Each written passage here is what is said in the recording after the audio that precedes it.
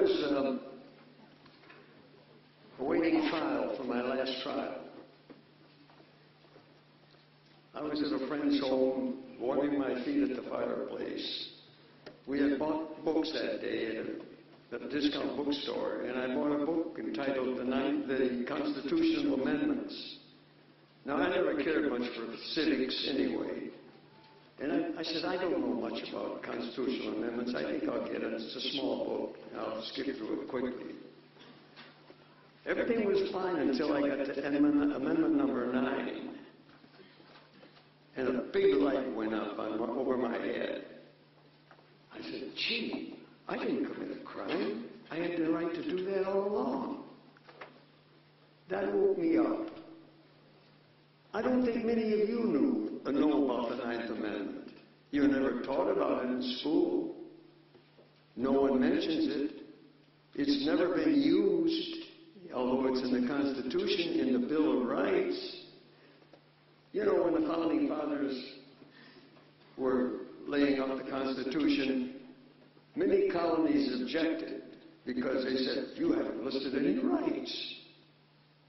We came away from a country that did that. They said, okay. Send us some suggestions and we'll put them in the rights. And so they have amendment number 1, amendment number 2, amendment number 3, and you all know these. You hear them all the time. You know, militia, carry guns, free speech, free assembly, free press. You heard all that. Every one is in the 9th Amendment. Every one. You didn't need any of them. The 9th Amendment is 21 words, and it's the most powerful amendment in the Constitution. Never been used by the corrupt Supreme Court. Never.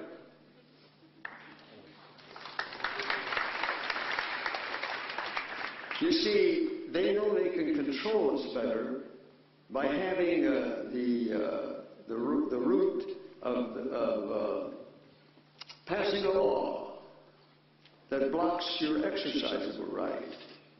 And they think they try to teach us that laws, that rights and crimes are defined by words, created by words.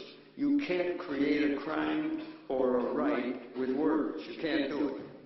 All law does is block your exercise of a right because you're born with all the rights. The Founding Fathers considered the rights to be natural rights. If you want to prove it, I use a simple example. Take an 8-month-old baby, put him in the middle of a room. Tell the baby, now don't you dirty the room and don't you go that way, and try to pass a law to control the behavior of that baby. You can't. The baby is born with the right. It's instinctual. It's physiological.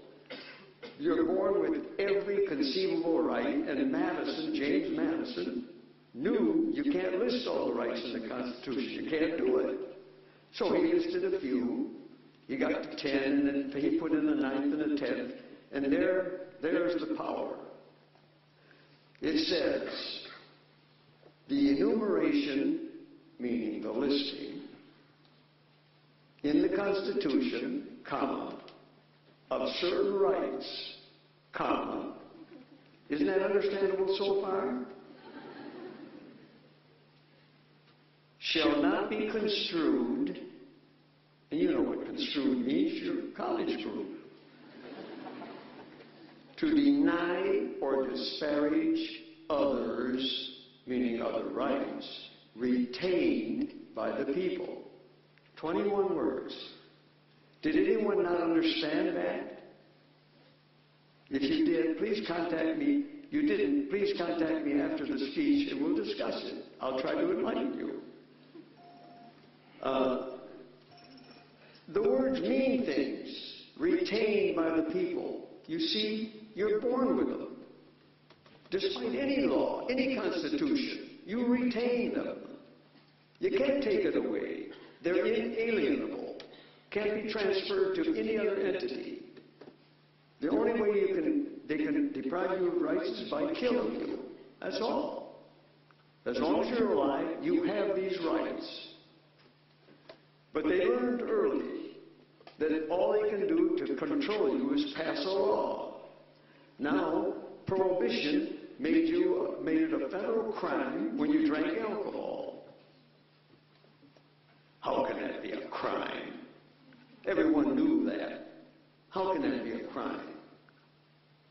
The law didn't make it a crime. The law just stopped you from using your right. I define a crime my way. It isn't the way the dictionary says that it's an illegal act. An act, against the law. This is what destroyed my faith in law. I have very little respect for law because, as Jeremy Bentham said, the famous English philosopher, every law is an infraction of liberty. Every law. It stops you from using a right. But now remember one thing, though, when you hear talk like this, there's one condition involved that you must use complete. I use it this way as an equation. Absolute self-determination equals absolute self-mastery. In other words, what's lacking is the discipline, the self-discipline. And Americans are notorious for that. Look at the youth today. They're taught to be undisciplined. You've got to have discipline in order to use your rights correctly. Because if you don't, then you commit a crime. A crime is defined, in my mind, as any act or threat of malicious intent, verifiable malicious intent, against any person or against any person's property without due consent is a crime. Simple. You don't need these thousands of books on the wall. You don't need them. All you need is one thing you can't get: honest judges.